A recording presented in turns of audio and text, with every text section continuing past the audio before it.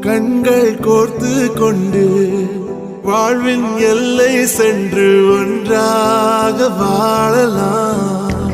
ஆயுள் காலம் யாவும் அந்த நீயே போதும். இமைகள் நான்கும் போர்த்தீதமாய் நாம் தூங்கலாம். நீயும் நானும் வந்து கண்கள் கோர்த்து கொண்டு வாழ்வின் எல்லை சென்று